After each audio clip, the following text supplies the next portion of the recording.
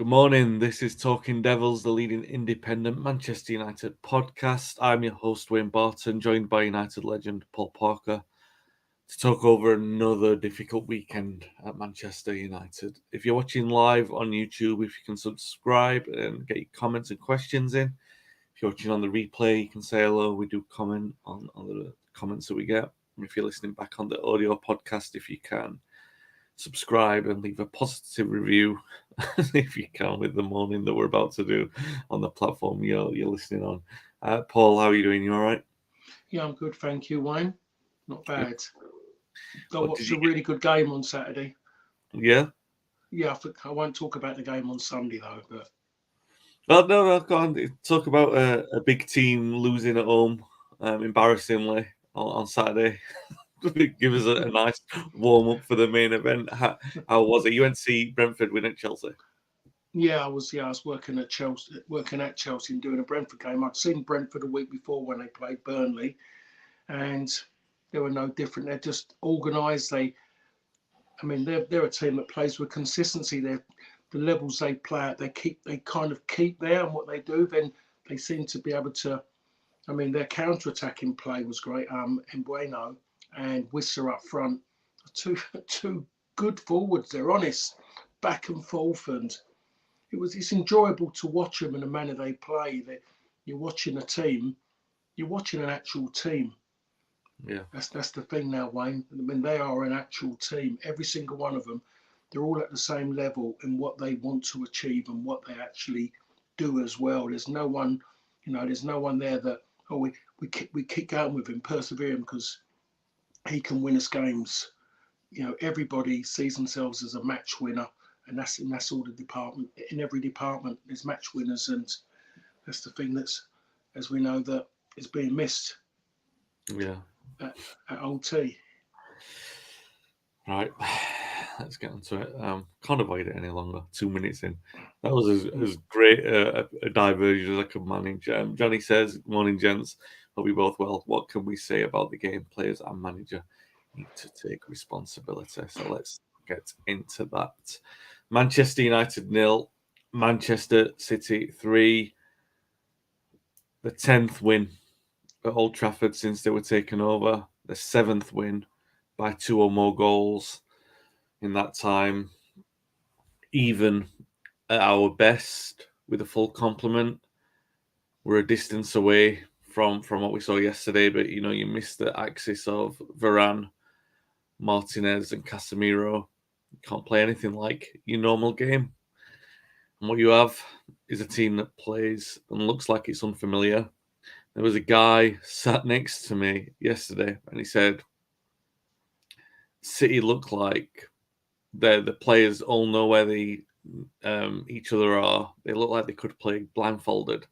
And I responded to him, "Yeah, looks like we are playing blindfolded." Um, and it was about as funny as he got yesterday, because what we did see was not very funny. And we didn't offer anything in the game. First 4 or 5 minutes, we started well, aggressive, but then it was a capitulation. We conceded the penalty. Yeah, all right, a little bit of controversy over that, but the reaction was so flat from everyone, and you knew it was going to take half time to see anything. Manager makes a change at half time, and immediately we concede a goal in the same fashion as we were conceding chances in the first half. And then 49 minutes into the game, into a Manchester derby at Old Trafford, the game was over, and we didn't offer anything. We just watched them play, score another goal. It could have been 5 or 6. Complete control from City. Like I said, not as bad as it threatened. It might be at 1.3 0. Really humbles United and flatters them at the same time. Eric Ten Hag says the execution of his game plan was very good. Now, I can excuse the defeat. I can excuse an injury crisis. I can even understand the manager deflecting to take heat off the players, but the execution of the plan was perfect. I can somewhat see what he was saying, because we were in the game until the second goal, but we were so far away from it, Paul. The the best thing I could say is that for 40 odd minutes, Maguire played all right yesterday, but it was a good defensive performance, an individual defensive performance from someone you would expect to see in a relegation fodder side, heading balls away, and we still lost 3-0 and looked embarrassed. It was, it's everything in a nutshell. He played all right. Our defensive deficiencies were still there. We were still clear to see. We still lost heavily. Pick the bones out of it, Paul. I really don't know where to begin. Well, I look at it and started quite well, quite bright. It doesn't surprise me because you would expect that. It's a Manchester derby. So you're at home, and so you take the game to them. You wouldn't expect anything less. But even then, you looked at it and you still could see that you kind of must. A lot of fans would have been thinking, "Cool, we could go and score a goal here while we're at this moment because it's going to go soon." Everyone was chasing around, and City couldn't really get themselves going. Great. I knew, and when I was working, I was saying, but the problem is United will start this way, and the problem's been from the start of this season, the back end after the League Cup final, and the start of this season, everything's been about United when they haven't got the ball, when they're not very good without the ball. And I thought this is going to change, has to change soon because United are showing no consistency in closing teams down to get the ball back as quick as possible, then to go at them again. And it did change. Now, what you mentioned there about defensively, now I'm different to you, Wayne, because you're talking about, you said Maguire's done well defensively, heading balls out because we're marooned in a box. Yeah. We're marooned in a box. Simple as that. Anybody, we can all defend like that. Can all defend like that. We can all just sit in there and clear the ball, and everyone go, you're showing heart, courage because you gave everything. You won headers, you done this. All teams can do that. The better teams, the braver teams, step away from there. They step up higher. They hold the line higher so they can win the ball to step forward. We haven't got the players who are brave. We've got a manager who can play that football. Seen that at Ajax with young players, and everyone's saying kind of, I've seen it on Twitter. They kind of, or whatever they call it now, and they're showing this Ajax team, White United, playing that football. Well, they're young players who want to prove themselves, and they'll give anything. When they make a mistake, they look to the manager, and the manager's kind of saying, right decision, just right decision, execution weren't good. Go and try it again. Yeah. But at the moment, he's working with older players, experienced players who are playing for themselves, who do what they want to do. Don't want to listen to him because they know better. So it wasn't good in all the two players I put in there before. I put Johnny Evans in there because Johnny Evans is doing incredible for someone who was never expecting to be playing that many games. I'm sure somebody who hasn't played for United for so long and stepped back in again, because playing in the Premier League and playing for Manchester United are two different things. There's a different thing to it, completely different from being at Leicester. And obviously, young Højlund from what he gave. Now I'm trying to think if a Højlund was playing in the Man City team, what a player would be.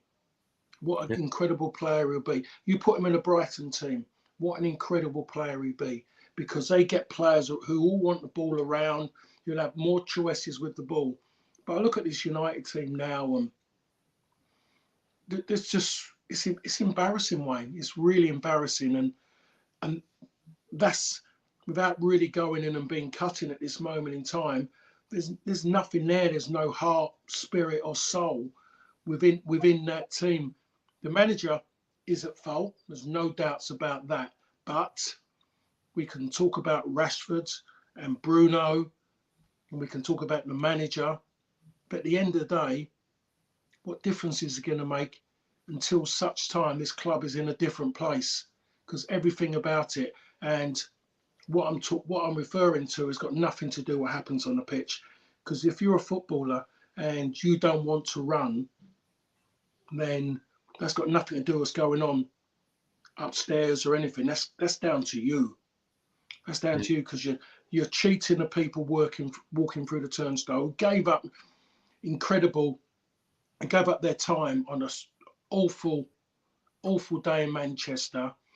You're cheating on your teammates. That's what you're doing, and you're cheating yourself because you're kidding yourself. Because you play for Manchester United, you're this kind of top player. absolutely shocking everything in a game of that magnitude, and it makes it worse that there's a local boy on the pitch, and I was doing the radio and I saw something and I couldn't believe it. I saw a cross, I think it was a cross, come in to the far post in the second half. Carl Walker jumps and wins a header. Doesn't win it great. He gets it right in a sense. He gets height as a defensive header, but he doesn't get the distance. It virtually goes up. And Carl Walker steps again with the same player next to him, and that player has faked to jump, doesn't jump. Carl Walker wins the header clean, and it clears and it takes it next level to a counter. Yeah, That's not trying. Even if yeah, even if that player was to jump and really just kind of intentionally gave away a foul, just gave just jumped and just done something, trying to jump into the player to win the ball, do something. And he never tried. How can you not try to win a ball in your own defensive box? You yeah, know, how can you do that, Wayne? How can you as well, when you lose the ball, fall on the floor and say you're injured?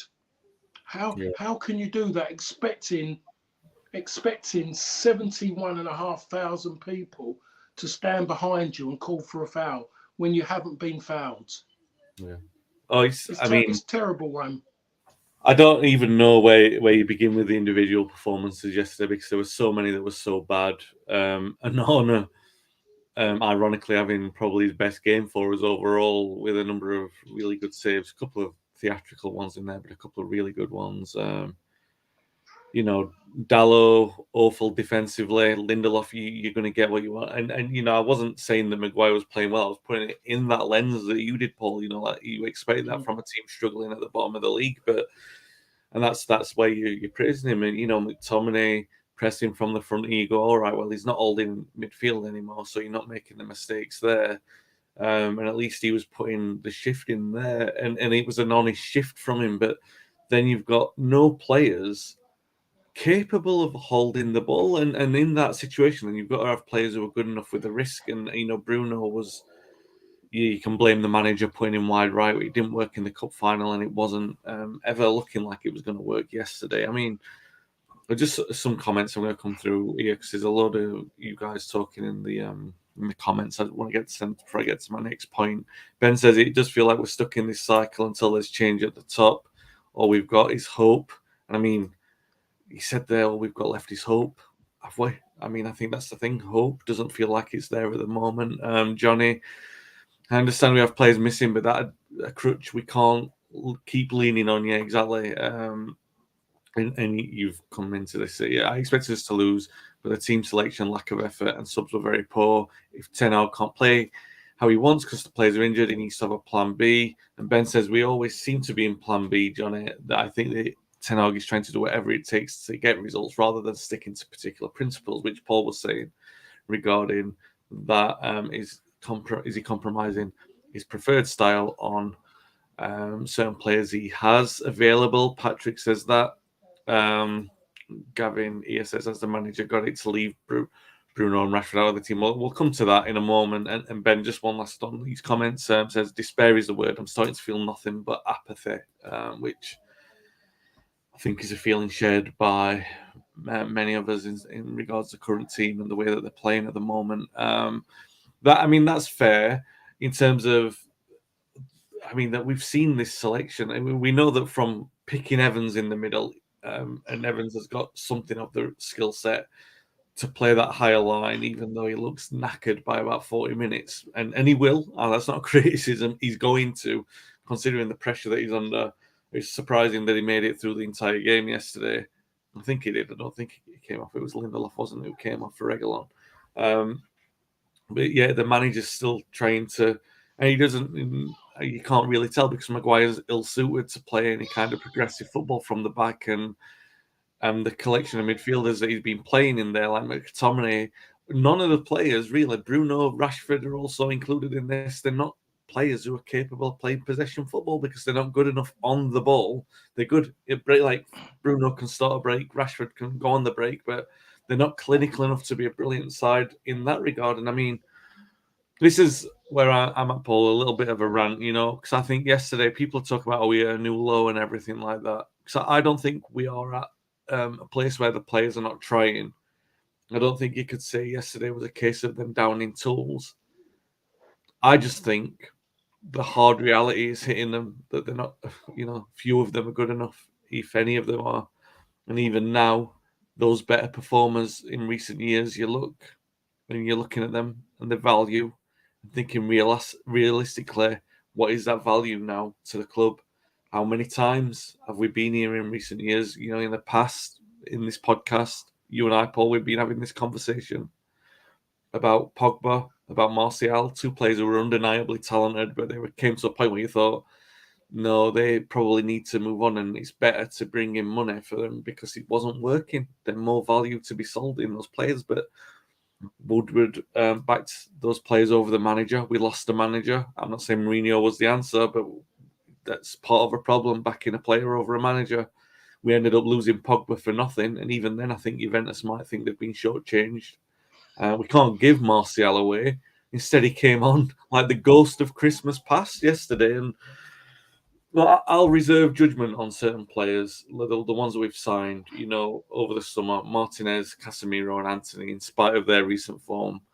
But I do think it's time for some soul searching and hard questions, and those questions are the fingers are being pointed at the likes of Rashford and Fernandes and Varane, Lindelof, Shaw, players who we've looked at in the past and said they've played well, players we've looked at and said they've carried the team. They've played themselves back into form, and we've given them another chance to sort of kick on. But the question marks really when you look at this, because it's difficult to look at it through the lens, and we're all hurting now, and we're looking at it in the aspects of we've lost 3-0 against Manchester City. First of all, the question marks aren't in comparison to City, because yesterday, as much as it been an indictment on United, is another indictment on the game. A lot of people are praising and celebrating that City performance, but this is what they've been allowed to do and what they're doing, not just to us, but to the rest of the league. And they'll win this league comfortably. It's what United's own problem is where they are against Arsenal and Liverpool and Spurs and the rest of the league, because they've not outplayed an opponent in any home game all season. The players, we know they're not good enough to win the league, but now they're showing that they're not good enough to dominate the ball at Old Trafford or wear down any opponent. They're not good enough to play on the counter because they're not clinical enough or good enough on the ball. So they won't be good enough to win the league or even challenge for it, even if the Premier League throw the book at City and demote them and strip them of players and titles. And I think They'll do that to they'll do that to Everton before City. Yeah, that's crazy, right? I mean, that's crazy. I know it's a legal thing. It's a legal thing. But it is like, Phil McNulty of the BBC came out on, he was reacting to something, and he was talking about Anthony costing United 80 million and saying you can't blame the Glazers for that. But Anthony was a panic buy because of poor results and poor planning and not having a proper strategy in place to be able to help Ten Hag from the start. Before he was appointed, there was no strategy in there to help him. They were reacting to poor results. They were spending money, which we didn't have on him and Casemiro. And that's contributed to a debt of over £200 million, which now hugely impacts our ability to operate in the transfer market. That was gambled against qualification for the Champions League, which we fortunately got. But now we're here a year later. We're not playing well in the Champions League. The reality is there'll be no Champions League qualification this season. And then, the expansion of that debt, the noose of that debt is going to tighten on United. And you and Dave, Paul, you've talked about the manager walking in the past. I don't think that's a danger at this point. I think the major issue is the injury crisis, because it really exposes United for what they are. The problem is that there is that rot creeping in that we've just not been able to get rid of. We can smell it, we can see it. It's carried on from squad to squad through different players, through different managers who've picked up bad habits, too much finger pointing, too much self-preservation. The table doesn't lie. History doesn't lie. There's players are, that you said it, they're playing for Manchester United and they think that they've arrived to be able to play for Manchester United. And it's a different thing, isn't it? We're talking about the standard which they need to represent is is just so much higher than this, and it's not about like it's really not about the likes of a Harry Maguire who we know isn't good enough and needs to be moved on. It's not about a Martial who offers very little to the squad and he's not involved in any future planning. It's the players around which we've been building that aren't showing the character that we need at this moment in time. And I mean, it's obviously a complete transition that we need. But where do we begin? Where do we begin? I mean, the obvious answer is we begin by getting the players back, but it's an attitude issue, isn't it?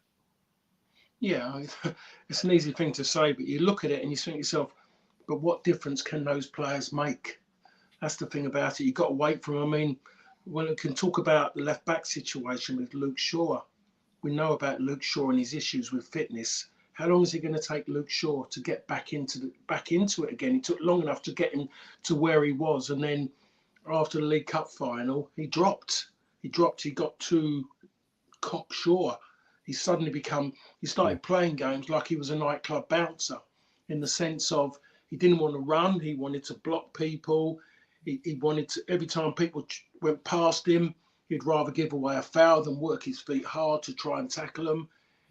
Everything was just, he was going out of position. When you think yourself, you're a fullback first, you've stepped on because you become very attack minded now, where before you wasn't in your career at United. But so you're fighting now, Martinez, whatever way you go. You look, you think you don't know how long he will take to recover from his injury. We've seen Varane's situation. Varane talked himself into getting injured before a ball had been kicked when he started moaning about the extra minutes that might have been added on after 90. That was embarrassing. And I hope the manager spoke to him about that. He's a young lad and he's bothered, well, an old man in football terminology, but a young man in life, and he's worried about a few extra minutes. The whole thing is, I don't think it can get any better. So you do look in front of them. You go further forward, and you think to yourself, this is going to be mid-table. You look at it, it's going to be mid-table. United sitting there with minus goals, Yeah. and then also you look over the water and you're saying to yourself, one of the biggest clubs in Europe and world football sitting bottom of their domestic league. So it can happen in today's football. It can happen. Yeah. People talk about getting this money from from the middle of the world, all these fortunes that come from there. And you can do that. You've got to remember, all that coming in that way, someone gets affected, and all of a sudden we're seeing these great clubs, great teams, who suddenly can disappear very, very quickly. And everything that's happening over there in Holland is awful. What's happening over there, what their fans have become because of the situation. So United have to be careful. So it's all well and good things coming back in and going, oh yeah, great, now we can do that, It's going to take a long, long time to get anywhere near it, because you've got to, as straight away you look at it, got a lot of players, a lot of old players, cost a lot of money on big wages. You can't, they're not going anywhere. Martial, he's not sitting there waiting for the right club to go and play for. He's sitting there saying to himself, well, I've got this. If the club comes in and willing to give me what I'm owed here and maybe a bit more, that's the right club. Nothing to do with football. Yeah. Harry Maguire. Why is Harry Maguire still at Manchester United? It wasn't because he doesn't want to leave. I didn't read anything. I want to stay. I want to prove I'm good enough to play here. Nothing was said about that. All we know, the only thing I say is therefore is because he couldn't get what he wanted to leave. That doesn't smell well. So they're in a big problem. No young players, to earn money off of, because they don't play a lot of games. You've got young lads sitting there on the bench who don't play. What's happened to Hannibal? Started very well, showing everything that United were lacking, not playing at all, doesn't get on the pitch. It's all bits, bobs, nothing consistent. No, I mean, you can question the manager about the way they're playing. Should he adopt a different system now, as mentioned earlier, because of the players can't do what he wants to do? But even then, the players will do what they want to do, because the players control football, because they're the commodity. The manager It's just another one to throw under the bus, as the saying goes. So Manchester United on their fifth manager since Sir Alex retired. Was Sir Alex the sixth manager after Sir Matt Busby? McGuinness, O'Farrell, Doherty, Sexton, Atkinson, yeah, Ferguson. He was the sixth. So is it going to be that case that I'll get rid of Ten Hag, get the sixth manager in, and then it's going to work like it did before? You know, is that some way of thinking about it's going to happen? Because as we know, it's not going to happen because football has changed immensely since then for the wrong way, because it's not football anymore. It's changed to business. That's the problem now. It was great at one time. People keep talking there's synergy between football and business. Not anymore. Business has taken over football. Sorry, Yeah. business has taken over the Premier League, Yeah. not football. So that's why it's a big problem. Politics should never be allowed to be in football. It's sneaked in. Should never be allowed. You might be able to root that out, but now with business, you're never going to get rid of them, Wayne, because they can take money. And the problem is, if there's 100 people involved, 10 of them would be football. The other 90 are nicking money away from everything. And they're the ones who talk it all, but they've got no interest in it. They'll turn up and watch something. I mean, Roy called it prawn cocktail. Now they've gone beyond that because prawn cocktail now is too uncouth for those kind of people. They want a nice caviar. Yeah, no, you're probably right. I mean, money's a big problem when you look at the high rewards for some of these players, especially very very early on. I mean, like the motivation for Sancho and Rashford to do anything. And Martial's another one. Like I said, just coasting players who are coasting. I think the most damning thing or the most embarrassing thing, and I do wonder where the penny drops for these players, or when it does, or even if it does, because there was a moment yesterday. Because the one thing you can see, and they can't argue this now, they cannot argue because it's inarguable, it's there, it's evident, there's all the proof is there in the trophy cabinets and in what United haven't been able to achieve. The United players in a squad are nowhere near as good as the Manchester City players. Now, in games where you're against an opponent who are obviously not as good as you compensate for that through effort. That's the time and tested method of every single football match, because every single football match will have a mismatch generally in terms of quality. So you make up for that in effort or smarts. Now, there was a period yesterday, obviously, it was really started by the penalty because United didn't offer anything from that, but particularly after the second goal, where United's players knew that they couldn't even try and land a glove because they knew that they would be exposed. And they might not admit that to themselves because they might now go and say, oh, we go again and we win against Newcastle in the League Cup, or even if we put a string of results together, then all of a sudden it's like, oh, look at who we are and look at what we're achieving. But I think yesterday, for an hour, what we saw was those players looking into the mirror. And I wonder if the manager can use that, because that's the only way I can see from this mess, from this group of players, that mirror is held up to the players, to the squad, and say, look, we know there's no hiding place anymore. You are a considerable distance away. You can't do the things that we want to be able to do. You can't play the way that we want to see a Manchester United team play.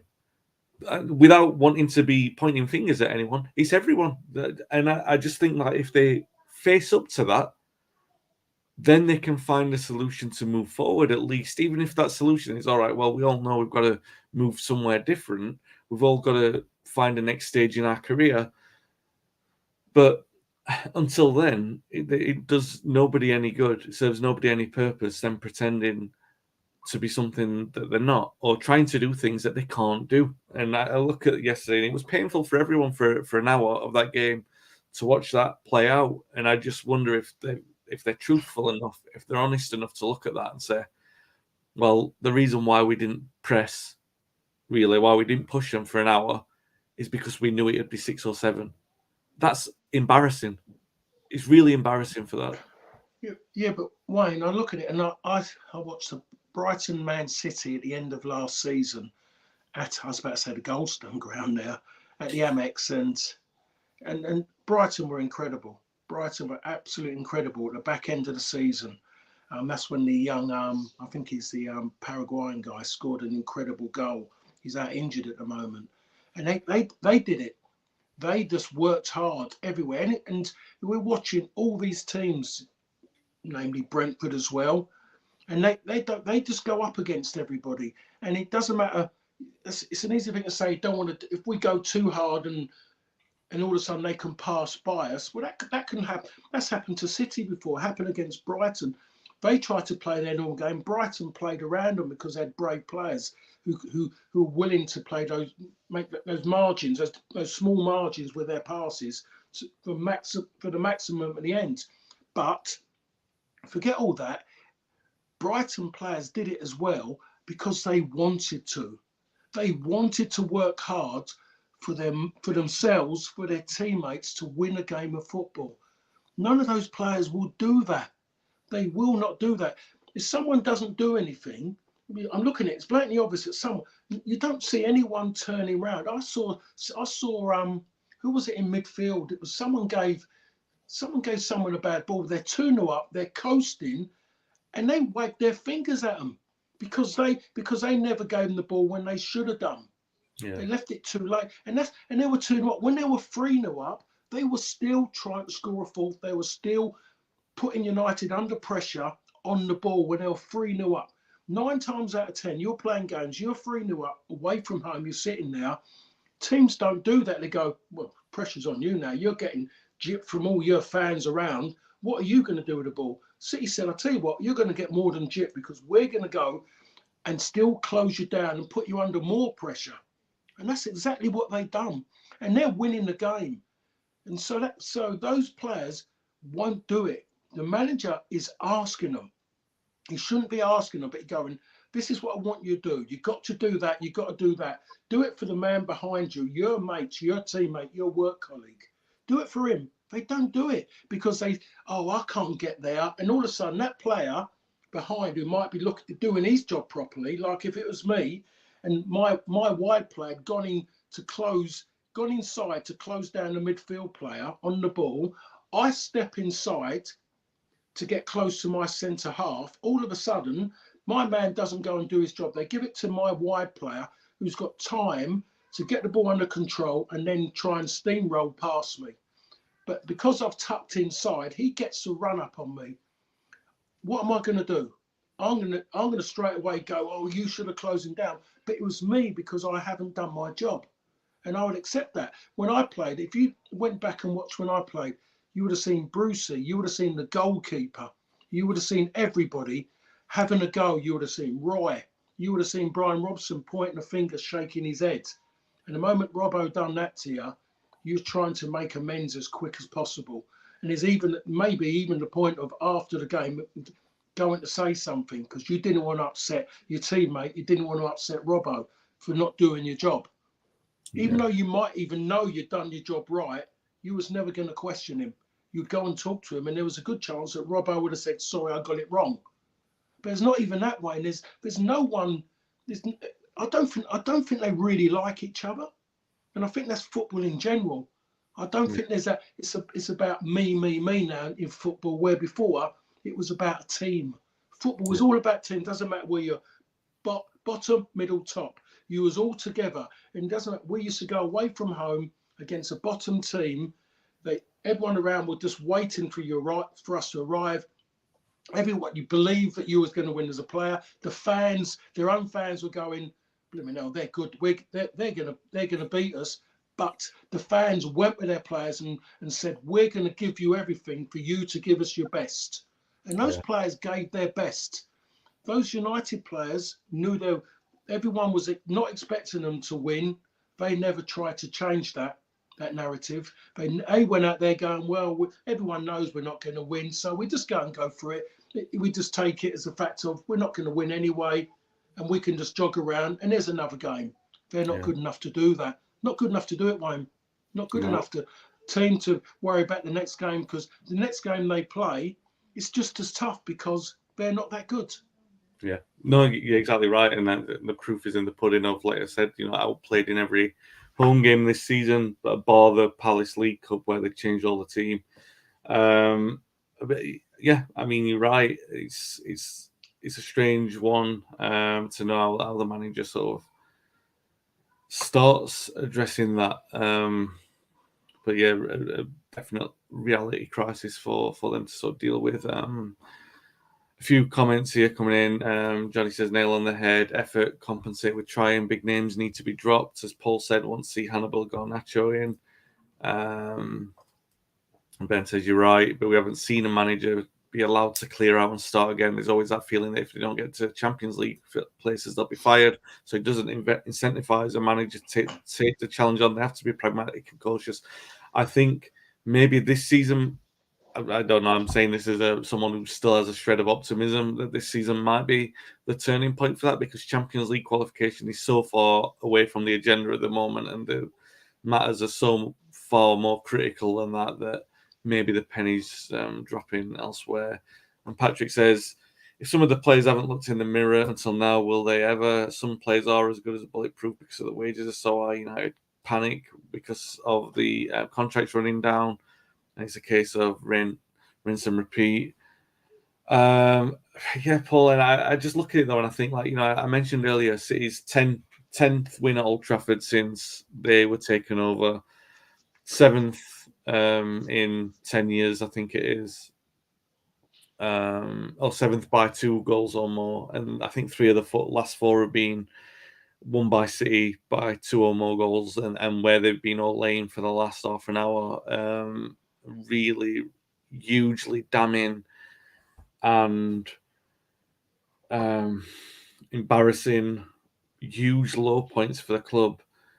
And at one of these points, it has to be the last one. It has to be the point where it turns. They can't. No one no one associated with the club on the playing side can afford for that to continue anymore. It's a huge embarrassment. It's a huge indictment on the team and the club, and it has to change. That has to change, and I don't know if there are enough people. I'd like to think that there are, because there's certainly got to be some who are going to be honest enough to stand there. I remember De Gea's interviews. They used to be very self-reflective, where he'd sort of point the finger at himself and everyone. Whereas I don't see enough of that, that we're not as good as these players that we're playing against. And the ones where we do have the talent to be better than, we're not putting in the effort, because the very least we need to be doing is doing that. And when we don't see that, we see we could have been embarrassed we could have be sitting here. I'm just trying to think if it's an exaggeration. I don't think it is. We could be sitting here this morning, had things gone the other way, talking about United having lost every league game at home this season. The narrow margins have been so fine with United at home this season that we could easily be sitting here talking about them having lost every single game at home, and we're going into November. It's obviously something has to change, Paul. I'm not going to. We've talked about it for nearly 40 minutes about what and how, and accepting that finding an answer between us isn't going to happen, but something has to start changing against Newcastle in the League Cup. And that you would expect to be a large change in personnel in terms of the way that maybe if defensively we can't do anything, the combinations that we've got in midfield and attack. I mean, I wouldn't be against seeing, Højlund surrounded by different players like Garnacho, maybe even Palestre. And I wouldn't be surprised. I'd be surprised, but I wouldn't be against seeing, for example, a midfield that was Casemiro, Hannibal, and Mainu.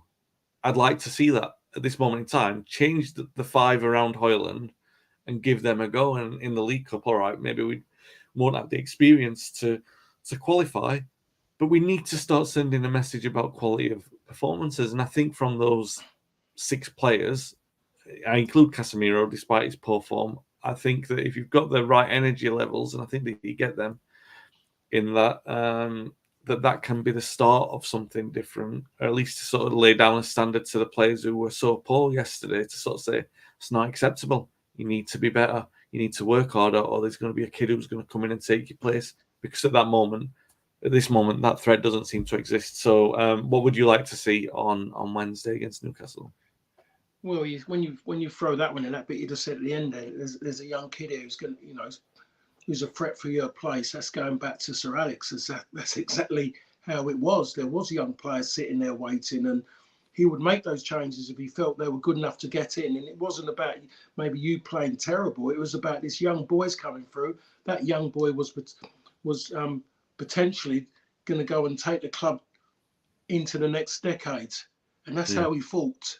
That's how he thought about it. And I think Ten Hag has to do it. He knows he's worked with young players, and maybe these young players aren't as good as the young players that come through what he had at Ajax, because he had some good players, even though when you look at what they've gone and done since, they haven't really, from that step on, they haven't all covered themselves with glory in that sense. But at that given time, Ajax had a really good team.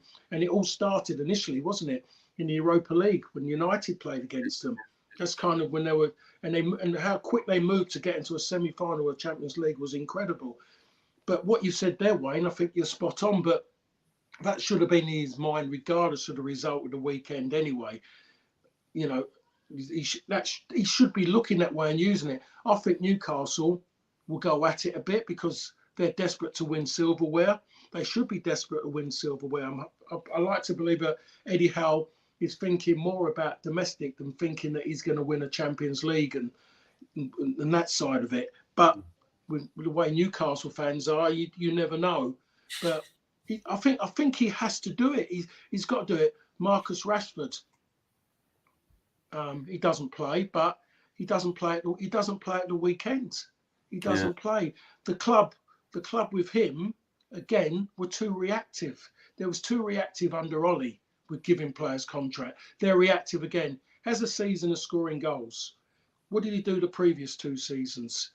Straight away say, well, we want you to stay. You're a local boy. We know you love the club. We know all that.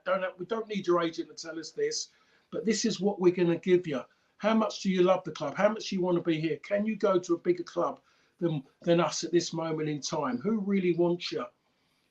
And then they would have got him on a lesser deal, and then they would have had someone who might have played a little bit and shown more. And at the moment in time, he's playing like a tiger that's belly's full.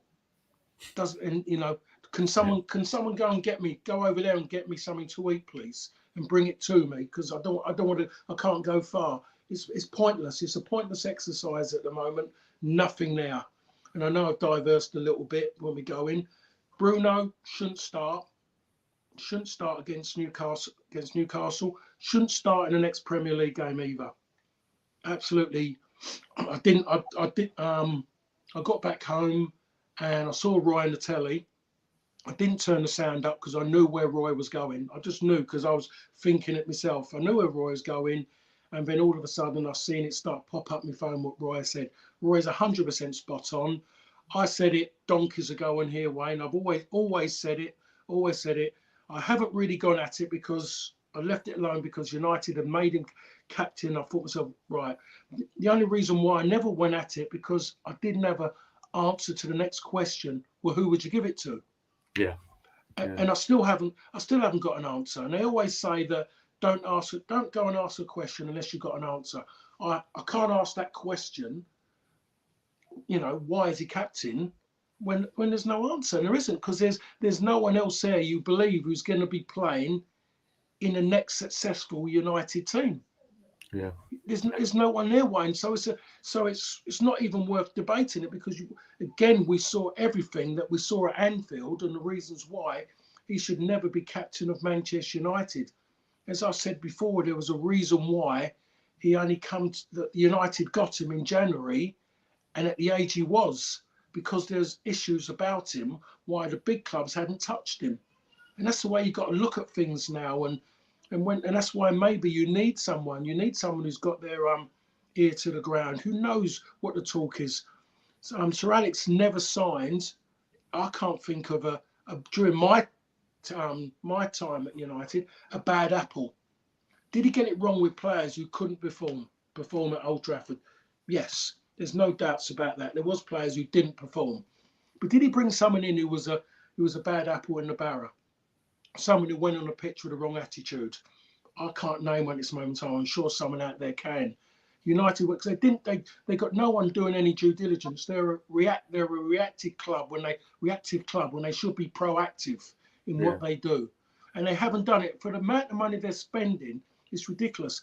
Even if I'm going to go and buy a £230 pair of trainers, I still like to know that there's people out there who are buying them, and I like to know that there's a chance that when I get them, they're not going to fall apart on my feet if I'm going to spend that money. United don't go, they're not proactive in what they go and do and the players they go and get. They're so reactive. And the reason why is what you mentioned is the position they're in financially and the structure of stuff that they have to go and pay over the top to get them, then pay over the top on wages. And then when they come then to looking at getting rid of them and saying you've got to move on, you can't even get them out on loan. Yeah. So you're left with a bad apple in the barrel. It's a bit like a Lukaku scenario as well. It's shocking. And it can't. I don't know. I'm looking at the game on Wednesday against Newcastle. Newcastle are going to be hungry for it. The fans who are going to turn up are going to be sitting there and hoping something can happen early. Really, just to kind of get a bit of. So you're going to need brave players on Wednesday night. And I think if you're going to get anything brave out there, it has to be the young players. Yeah. Because if you're a young player sitting there now, you're saying, I should be playing here. I want the manager to come up to me, and even if he doesn't use the exact words, come and give me an inkling that I stand a great chance of being involved in the next Premier League game. Go out there and just cover them in a few words of glory about themselves, how they've gone about it, to suggest that go out there and do yourself justice, and then there's a chance you'll play at the weekend. And what you're saying about Højlund getting players around him, get players who are joining with him. If you get players, a midfield player is going to make a run in behind for him to drop off and get the ball to his feet to turn and run at people, because when that man runs with the ball at his feet, honestly, sometimes you think he's like a rugby. Honestly, he's like a rugby union player, and you think so. I've got to go and stick my head on his thigh while he's running like a near 100-meter sprinter pace. He's going to hurt. Yeah. And give him a chance to play with young, enthusiastic players who will get close to him. Every time a City player got the ball, they had 2 or 3 players within a 10, 15-yard radius. Every single time. Yeah. Manchester United didn't do that. And that's why United don't retain the ball. And like you said, Wayne, United, they mentioned a few times, even the commentator I was working with, talked about Ollie and about United got results with Ollie playing his counter-attacking. I just think that happened by chance more than anything, because you had an enthusiastic Rashford, you had an enthusiastic Martial, and it made a difference because they were willing to break out then. Now that edge has gone. There isn't enough enthusiasm to make that drive. Is there that much pace?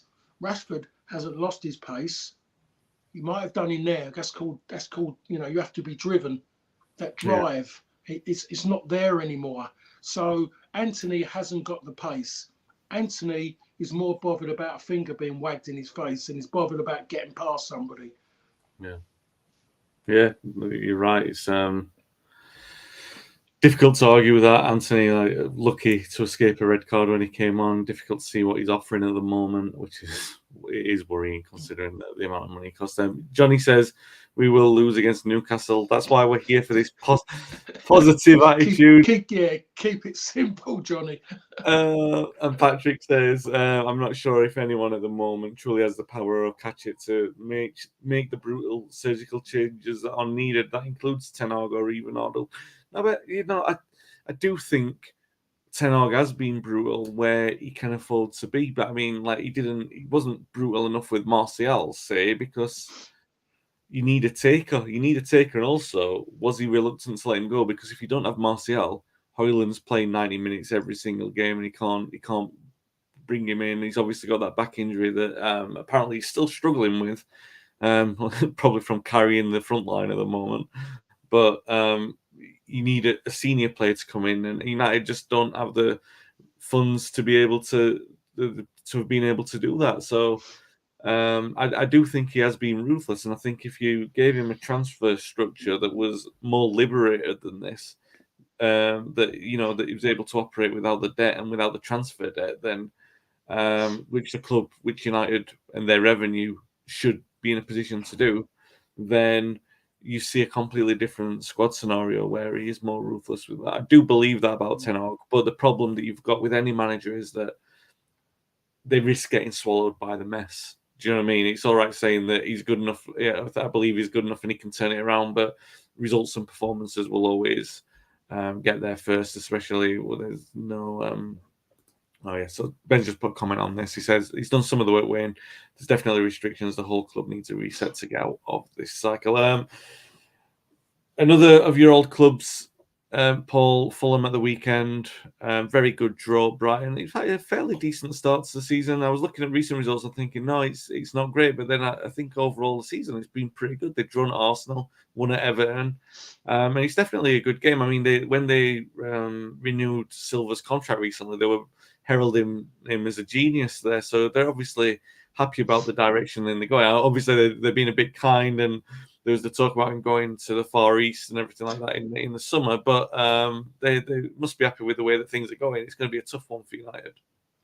It is going to be tough for United because they'll lift themselves for that game. It's a big. I mean, I'm at that game as well, so I'm looking forward to seeing United in London this weekend. So it is going to be big. But I was with a Fulham supporter yesterday, and he's disappointed because the club knew the moment that season finished that Mitrovic was virtually told him he didn't want to play for him. He wanted to go.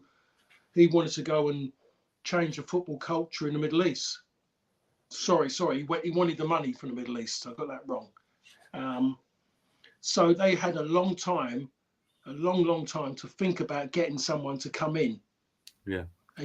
And Fulham are not going to go and replace Mitrovic straight away. But he's just saying you wanted someone to come in who you had a belief was going to be something, or could actually do something then, but still had that little bit to go further. He said they go and get Jimenez, and Wolves struggled with him, but then they go and get him. They've got the other lad, Vinicius, who he says has got more about him because he's quite aggressive, but you know that he's got no composure in front of goal. So they've got that problem. They can't score enough goals, but they will have more of the ball against Manchester United. They got outpassed by Brighton yesterday, but they will outpass Manchester United just by the way they are and the way United. So they will believe that they will go and get another historic win against Manchester United.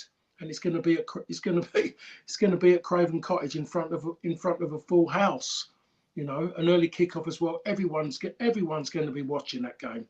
Everyone will watch that game. And again, United will be under scrutiny. Ten Hag will be under scrutiny. Yeah. I'm hoping that he's going to go then, give the fans a lift, and make some changes, make positive changes.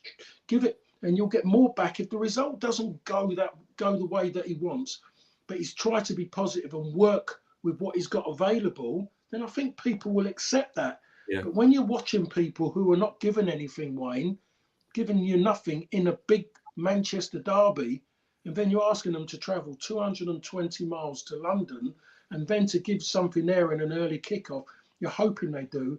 He can't be like that. He can't have players on a pitch who he hopes are going to work hard.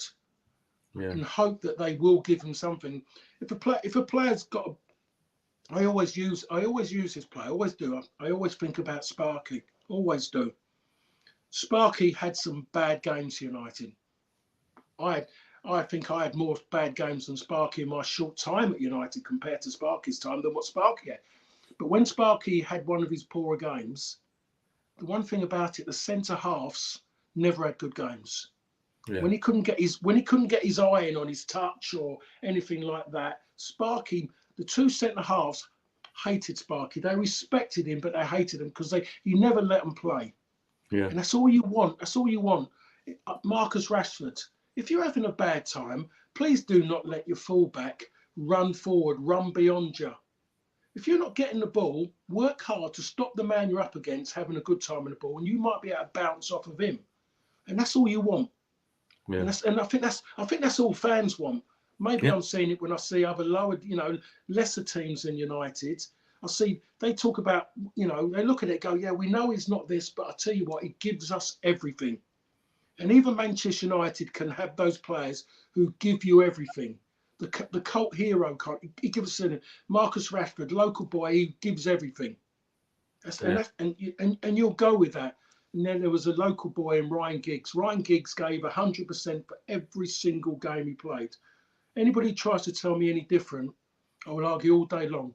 Ryan gave from start of it to the end of it. Ryan gave everything. A local boy, they loved it. Nicky Butt and Butty, everything about Butty, where he was brought up, tells you that the life was always about fighting, Yeah. surviving.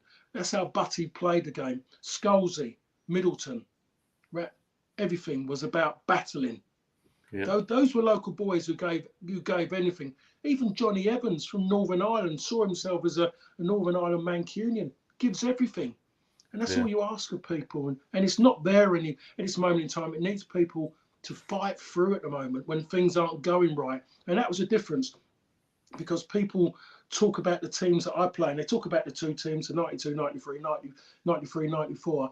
They said about it because when you went away in that era, every game, when you went away from home, every game, physically, physically wise, on the physical, when I mean physical, body to body, was tougher than what it was at Old Trafford because teams come to Old Trafford and they played in a different way. It was a case of can we just stop? Can we stop it? Can we stem that? Stem that? You score, and suddenly, as a player there, you kind of go, now we can get on. Away from home, it was horrendous. It was really, really tough to go and win game. You have to win the battle to win the war. Yeah. And that's what it needs at this moment in time for United. And it doesn't mean about being nice with the ball and fancy Dan. It's just meaning just getting close and being a little bit physical. I know that Yeah. in the game now you can't do it, but no one enjoyed playing against the teams I played in because we was willing to be physical. We didn't ever go there expecting to win because we was Manchester United. We knew we had to work harder, and the boss kept saying the same things every time he went away from home. He kept saying the same things. In the end, you're kind of going, I know. But he was just saying it just in case someone wasn't switched on. And these players, they need that. We did it because we knew it was going to be tough and we wanted to succeed. Yeah. I wanted to succeed. And I'd look around and I look at some of those players, and there wouldn't be many players I would have changed because not many players could do both. And Yeah. they all could do both, Wayne. And you know more than anybody. If you look, every player could do both. But I look at the players today; they can't do both. And the bonus is, the excuse is, well, you can't get close because the moment you touch them, they fall down.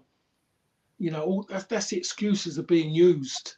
Yeah. In their own heads, I can't do that. Players who run towards the ball, and instead of going and closing them down near the box and getting really close, they put their arms behind their back and stand away. Well, I was worried about giving a handball away. It's all full of all that now. Get there and do your job. If you're doing your job properly and defending properly, your arms are not going to be above your head or not going to be there.